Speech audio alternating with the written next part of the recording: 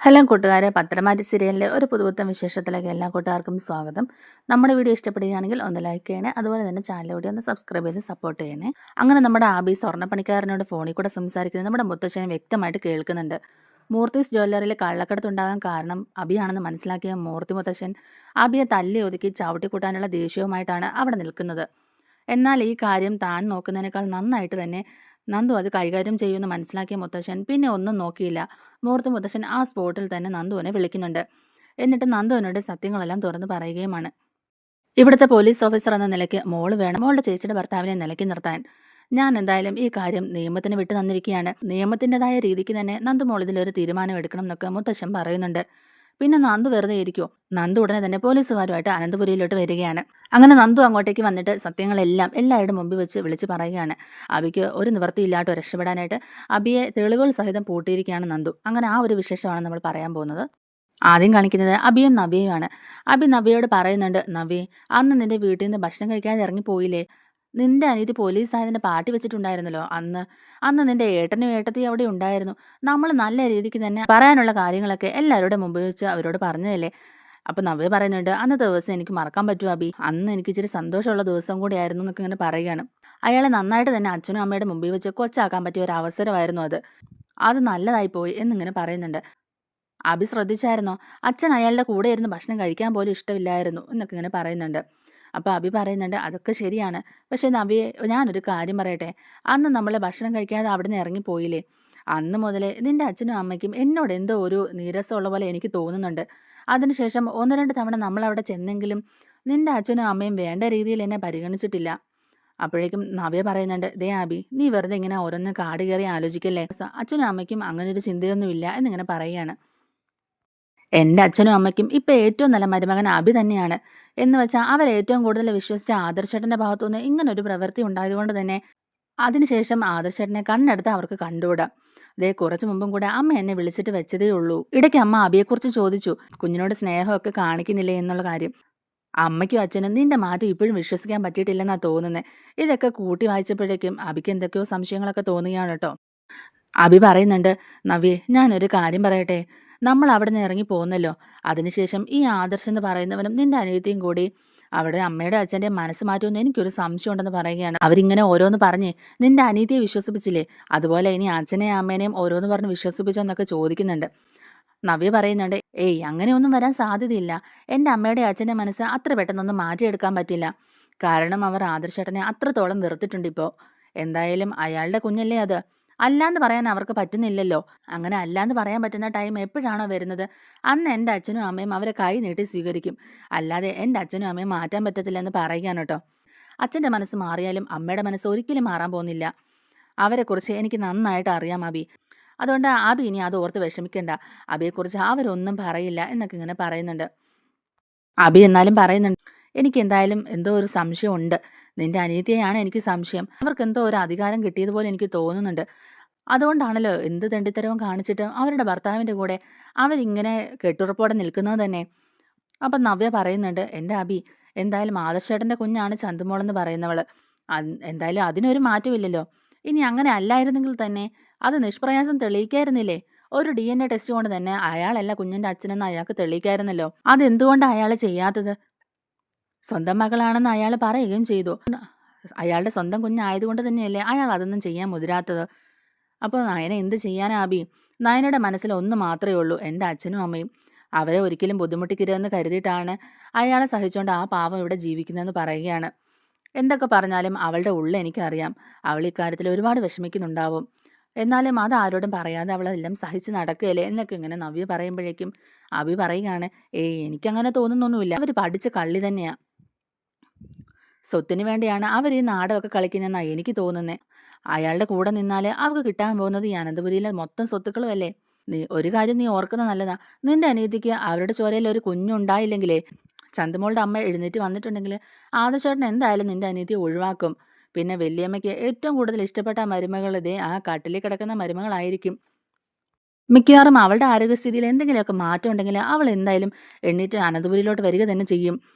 അവളിങ്ങോട്ട് വന്നിട്ടുണ്ടെങ്കിൽ നിന്റെ അനിയത്തി പുറത്തായിരിക്കും എന്നൊക്കെ പറയുകയാണ്. അങ്ങനെ ഒരു സംഭവം ഉണ്ടാകാതിരിക്കാൻ വേണ്ടിയിട്ടാ ഇപ്പൊ പോലും നിന്റെ അനിയത്തി ആദർശനെ പറ്റിച്ചേർന്ന് നിൽക്കുന്നത്. എന്നാലും അതൊന്നും നിനക്ക് മനസ്സിലാകുന്നില്ലല്ലോ നവ്യേ, കഷ്ടം എന്നൊക്കെ ഇങ്ങനെ പറയുകയാണ്. ഇങ്ങനെയൊക്കെ പറഞ്ഞ് നവ്യയുടെ മനസ്സിലോട്ട് വിഷം കുത്തി വെക്കുകയാണ് കേട്ടോ അബി. അബി അവിടുന്ന് പോയ ശേഷമാണെങ്കിലും നവ്യ ആണെങ്കിലും ഇതേക്കുറിച്ച് ഇങ്ങനെ ആലോചിച്ചുകൊണ്ടിരിക്കുകയാണ്. പിന്നെ കാണിക്കുന്നത് അബിയും ജലജയുമാണ്. ജലജ അബിയോട് പറയുന്നുണ്ട്, നീ നന്നായിട്ട് നിന്റെ ഭാര്യയെ കുത്തിവിടുന്നില്ലേ, അവളാണ് ഇവിടെ കുത്തിത്തിരിപ്പുണ്ടാക്കാൻ ഏറ്റവും നല്ല ആളെന്ന് പറയുകയാണ് കേട്ടോ. അപ്പം അബി പറയുന്നുണ്ട്, അമ്മേ കഴിയുന്നതിൻ്റെ പരമാവധി ഞാൻ അവളെ ഇളക്കി വിടുന്നുണ്ട്. എരുതിയിൽ എണ്ണ ഒഴിക്കുന്ന പോലെ ഞാൻ അവളുടെ കൂടെ തന്നെ നടന്ന് എല്ലാം പറഞ്ഞു കൊടുക്കുന്നുണ്ട്. എന്തായാലും നമ്മുടെ ഉദ്ദേശങ്ങളൊക്കെ നടക്കാൻ ഇവിടെ ഒരു പ്രശ്നങ്ങൾ ഉണ്ടാകുന്നത് നല്ലത് തന്നെയല്ലേ. എങ്ങനെയെങ്കിലും ഈ കുടുംബം വെട്ടിമുറിച്ച് നമുക്ക് കിട്ടാനുള്ളതൊക്കെ മേടിച്ചുകൊണ്ട് ഇവിടുന്ന് പോകണം. അപ്പൊ ജലജ പറയുന്നുണ്ട്, ഇനിയുള്ള കാലമെങ്കിലും നമുക്ക് നമ്മുടേതായ ഒരു ജീവിതം വേണ്ട മോനെ. എന്നും ഇവിടെ ഇങ്ങനെ കിടന്ന് ഓരോരുത്തരുടെ ആട്ടും തുപ്പും കേട്ട് കിടക്കേണ്ട കാര്യമുണ്ടോ? ഇനിയെങ്കിലും സന്തോഷത്തോടെ ജീവിക്കേണ്ടേ എന്നൊക്കെ പറയുന്നുണ്ട് കേട്ടോ. അബി പറയുകയാണ്, അമ്മേ അതിനുള്ള കാര്യങ്ങൾ എന്തായാലും ഞാൻ ചെയ്തിട്ടുണ്ട്. ഒരു കാര്യം എനിക്ക് മനസ്സിലായിട്ടുണ്ട്, ഇവിടുത്തെ ആ കിളവനുണ്ടല്ലോ, അയാൾക്ക് നിന്നോട് മാത്രം എന്താ ഇത്ര ദേഷ്യം എന്നുള്ളത് എനിക്കിപ്പം മനസ്സിലായി മോനെ. ഞാൻ എന്തായാലും ഇവിടുത്തെ ദത്തുപുത്രിയല്ലേ, അതുകൊണ്ട് എനിക്കുണ്ടായ മകനാണല്ലോ നീ. അതുകൊണ്ട് തന്നെയാണ് നിന്നോട് ഇത്രയും ദേഷ്യം കാണിക്കുന്നത്. നിന്നെ എന്തിൽ നിന്നും അകറ്റി നിർത്തുന്നതും അതുകൊണ്ട് തന്നെയാണ്.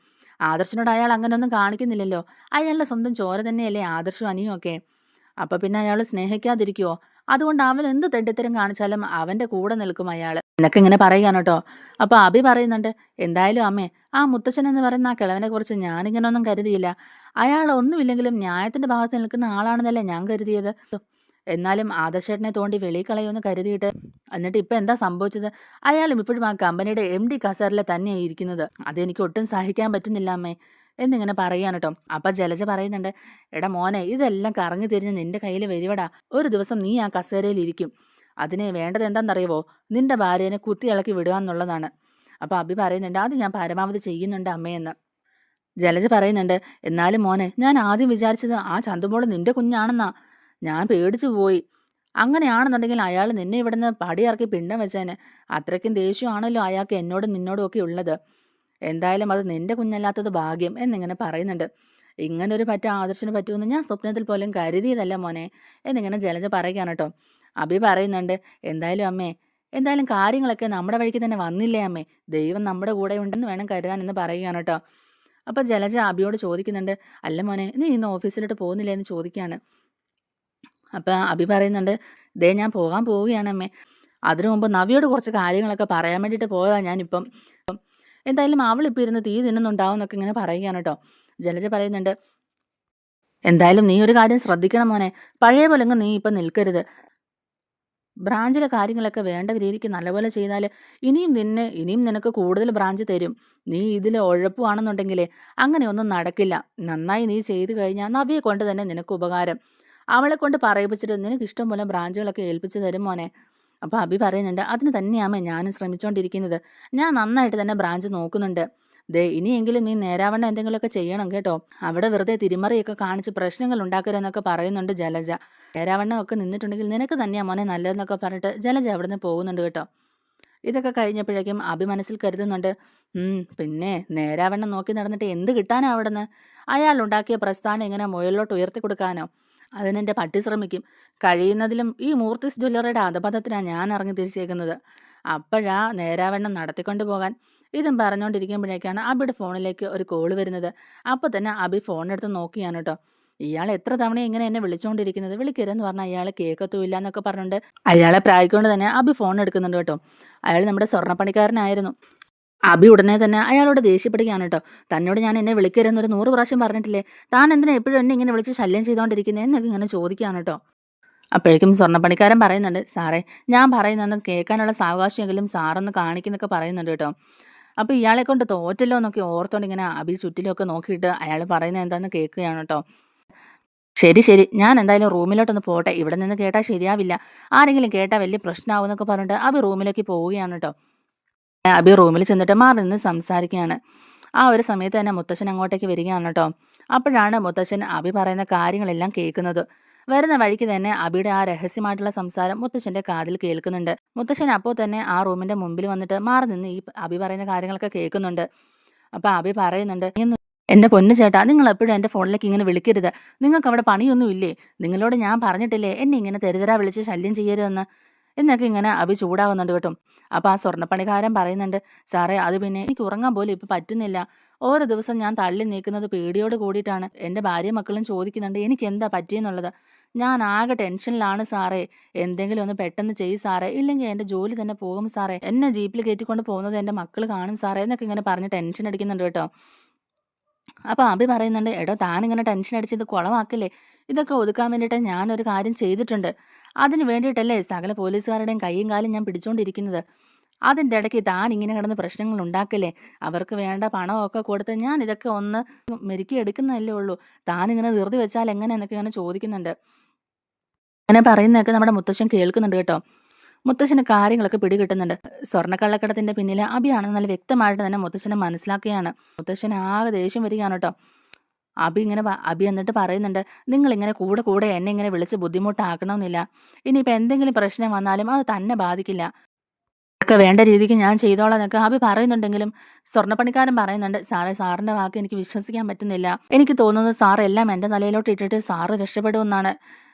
വേറൊരു നിവൃത്തി ഇല്ലാത്തത് കൊണ്ടാണ് സാറേ സാറെന്ന് പറഞ്ഞപ്പോൾ ഞാൻ അതൊക്കെ ചെയ്തു വന്നത്. സാർ എന്നെ ഭീഷണിപ്പെടുത്തിയിട്ടല്ലേ സാർ അത് ചെയ്യിപ്പിച്ചത്.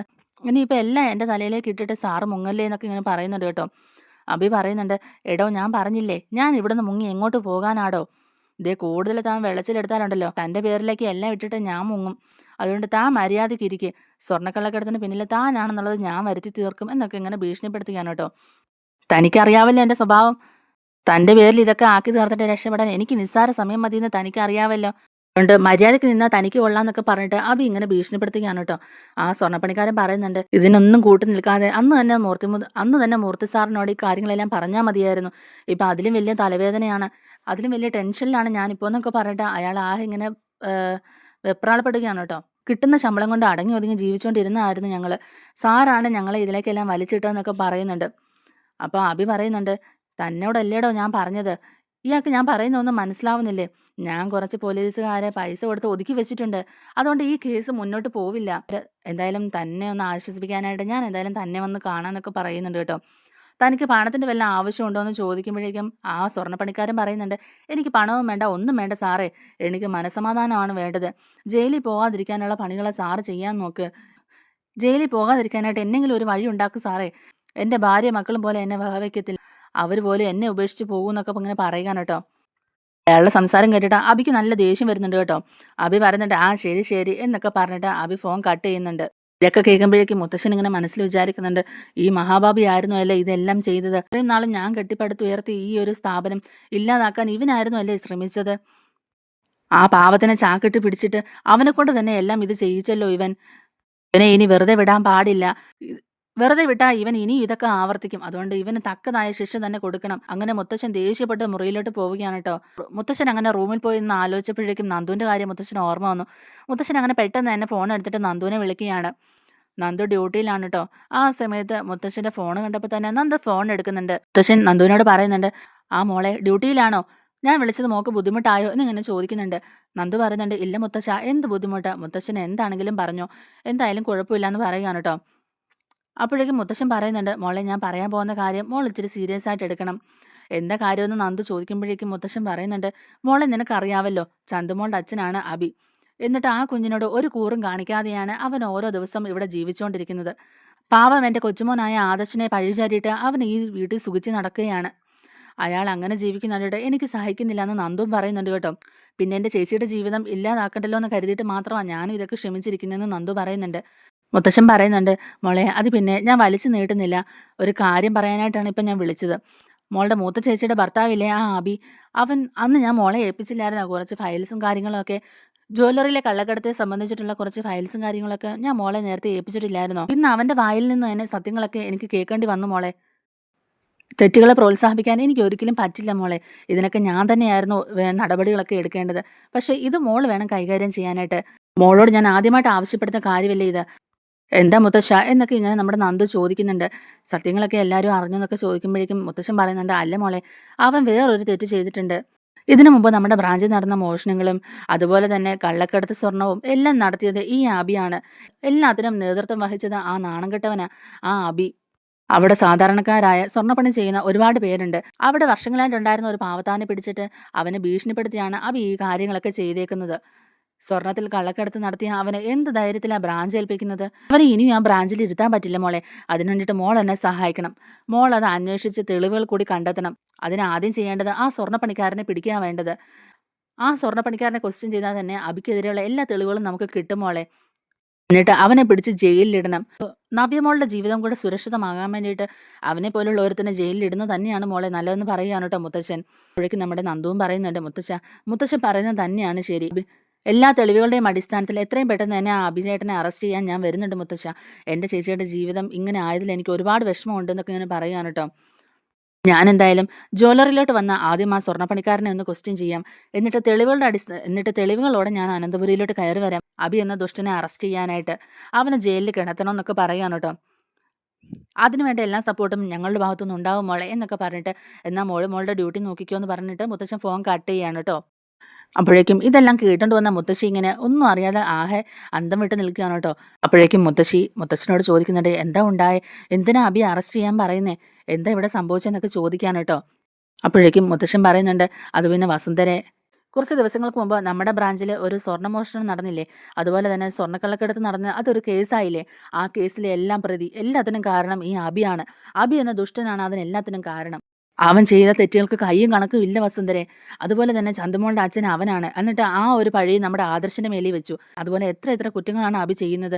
ഇപ്പൊ തന്നെ ആ അനഘ എന്ന പെൺകുട്ടിയെ ചതിച്ചു. ആ അനഘയുടെ ഇപ്പോഴത്തെ അവസ്ഥയ്ക്ക് കാരണം ഇവൻ തന്നെയാണെന്ന് എനിക്ക് നല്ല സംശയമുണ്ട്. ഇതെല്ലാം ക്ഷമിക്കുന്നത് നവ്യനെ ഓർത്തിട്ട് മാത്രമാണ്. നവ്യയ്ക്ക് ഇപ്പം ഒരു കുഞ്ഞുമുണ്ട്. ആ കുഞ്ഞിനെയും കൊണ്ട് അവൾ ഈ വീട്ടിൽ നിന്ന് ഇറങ്ങി പോകാതിരിക്കാൻ വേണ്ടിയിട്ടാണ് ഞാൻ ഇതെല്ലാം ക്ഷമിക്കുന്നത്.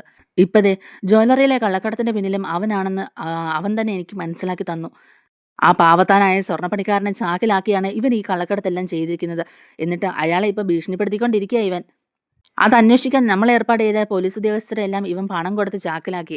അതുകൊണ്ടാണ് അന്വേഷണങ്ങൾ പോലും സത്യസന്ധമായ രീതിയിൽ നടക്കാതെ പോയത്. എല്ലാത്തിൻ്റെയും പിന്നിൽ നേരും നെറിയും കേട്ട ആ അവൻ തന്നെയാണ് എന്നൊക്കെ ഇങ്ങനെ പറയുകയാണ് കേട്ടോ. അപ്പോഴേക്കും നമ്മുടെ മുത്തശ്ശിയും പറയുന്നുണ്ട്, അല്ല ഇപ്പം നമ്മൾ എന്ത് ചെയ്യും? ആ വൃത്തികെട്ടവനെ ഇനിയും ഈ വീട്ടിൽ വെച്ച് പൊറപ്പിക്കാൻ പറ്റില്ല. അവനെ എത്രയും പെട്ടെന്ന് തന്നെ ഈ വീട്ടിൽ നിന്ന് അടിച്ച് പുറത്താക്കണം. അല്ലെങ്കിൽ അത് നവ്യമോളുടെയും കുഞ്ഞിൻ്റെയും ചന്തുമോളുടെയൊക്കെ ജീവിതത്തെ വരെ ബാധിക്കും. അവൻ അവരെയും എന്തും ചെയ്യാൻ മടിക്കില്ല എന്നൊക്കെ പറയുകയാണ് കേട്ടോ. അപ്പം നമ്മുടെ മുത്തശ്ശൻ പറയുന്നുണ്ട്, അതോർത്ത് നീ വിഷമിക്കേണ്ട വസുന്ധരെ, ഞാൻ നന്ദുമോളെ വിളിച്ചിട്ടുണ്ട്. നന്ദമോളുടെ കയ്യിൽ ഞാൻ ഈ കേസിന്റെ എല്ലാ ഫയൽസും കാര്യങ്ങളും കൊടുത്തിട്ടുണ്ട്. പിന്നെ പഴയ കേസ് അന്വേഷണത്തിന്റെ കുറച്ച് ഡീറ്റെയിൽസും അവിടുന്ന് കളക്ട് ചെയ്തിട്ടുണ്ട്. അതൊക്കെ വെച്ചിട്ട് നന്ദമോൾ ഈ കേസ് അന്വേഷിച്ചുകൊണ്ടിരിക്കുകയായിരുന്നു. അപ്പോഴാണ് ഇന്ന് അബി തന്നെ ആ സ്വർണ്ണപ്പണിക്കാരനെ ഭീഷണിപ്പെടുത്തുന്നത് ഞാൻ എൻ്റെ ചെവി കൊണ്ട് കേട്ടത്. അതുകൊണ്ട് ആ നന്ദമോളോട് ഞാൻ വിളിച്ച എല്ലാ കാര്യങ്ങളും പറഞ്ഞിട്ടുണ്ട്. വ്യക്തമായ തെളിവുകളുടെ അടിസ്ഥാനത്തിലല്ലാതെ അവനെ അറസ്റ്റ് ചെയ്യാൻ പറ്റില്ലല്ലോ. അതുകൊണ്ട് നന്ദമോൾ ആദ്യം ജ്വല്ലറിയിൽ പോയി ആ സ്വർണ്ണപ്പണിക്കാരനെ ചോദ്യം ചെയ്ത് അവിടുന്ന് തെളിവുകളുടെ അടിസ്ഥാനത്തിൽ ഇങ്ങോട്ടേക്ക് വരും, അബിയെ അറസ്റ്റ് ചെയ്തുകൊണ്ട് പോകാൻ. ഇനി അവൻ കുറച്ച് നാൾ ജയിലിൽ തന്നെ കിടക്കട്ടെ.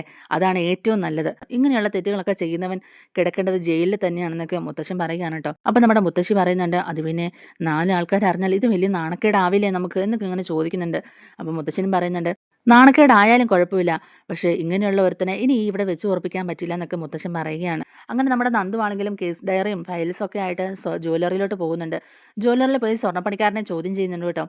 2 മിരട്ടിയപ്പോൾ തന്നെ സ്വർണ്ണപ്പണിക്കാരന് എല്ലാ സത്യങ്ങളും പറഞ്ഞു. എന്നിട്ട് അബിയാണ് ഇതിൻ്റെ എല്ലാം പിന്നിലെന്നും അബി നിർബന്ധിച്ചത് കൊണ്ട് മാത്രമാണ് ഇങ്ങനെ ചെയ്തതെന്നൊക്കെ ആ സ്വർണ്ണപ്പണിക്കാരൻ പറയുന്നുണ്ട്. അങ്ങനെ ആ സ്വർണ്ണപ്പണിക്കാരനെയും കൂട്ടിക്കൊണ്ട് തന്നെ വേണ്ട തെളിവുകളുടെ അടിസ്ഥാനത്തിൽ നന്ദു അനന്തപുരിയിലോട്ട് വരികയാണ്. അനന്തപുരിയിലോട്ട് വന്നിട്ട് തന്നെ നമ്മുടെ അബിയെ അറസ്റ്റ് ചെയ്യുകയും ചെയ്യുന്നുണ്ട്. നവ്യയ്ക്ക് ഇതെല്ലാം കാണുമ്പോഴേക്കും ഷോക്കാവുന്നുണ്ട്. എന്നാലും നവ്യയ്ക്ക് നന്ദു പറയുന്നത് വിശ്വസിക്കാതിരിക്കാൻ പറ്റുന്നില്ല. കാരണം ആ സ്വർണ്ണപ്പണിക്കാരനെയും കൂടെ കൂട്ടിക്കൊണ്ടാണല്ലോ വന്നേക്കുന്നത്. അതുകൊണ്ട് തന്നെ അവരുടെ കള്ളത്തരങ്ങളെല്ലാം അവിടെ പൊളിയുകയാണ്. അങ്ങനെ നമ്മുടെ നന്ദു അബിയെയും അതുപോലെ തന്നെ ആ സ്വർണ്ണപ്പണിക്കാരനെയും അറസ്റ്റ് ചെയ്തുകൊണ്ട് പോവുകയാണ്. അബിയെ ഇത്രമാത്രം അബിയെ ഇത്രത്തോളം വിശ്വസിച്ചതിന്റെ പേരിൽ നമ്മുടെ നവിക്കാണെങ്കിൽ ഇതൊന്നും ഒട്ടും സഹിക്കാൻ പറ്റുന്നില്ല. നവി ഉടനെ തന്നെ നയനയുടെ അടുത്ത് പോയിട്ട് എന്ന് കരയുകയാണ് കേട്ടോ. അബി എന്നെ ചതിക്കുകയായിരുന്നു. അവനെ ഞാൻ എത്രത്തോളം വിശ്വസിച്ചതാണ്, എന്നിട്ടും അവൻ എന്നെ വീണ്ടും ചതിക്കുകയായിരുന്നു. ഇനി ഞാൻ ഇവിടെ നിൽക്കില്ല. ഇനി അവനെ എനിക്ക് കാണണ്ട. അവനുമായിട്ടുള്ള ഒരു ബന്ധം എനിക്കിനി വേണ്ട എന്നൊക്കെ പറഞ്ഞിട്ട് ആകെ നമ്മുടെ നവിയും സീനാക്കുന്നുണ്ട്.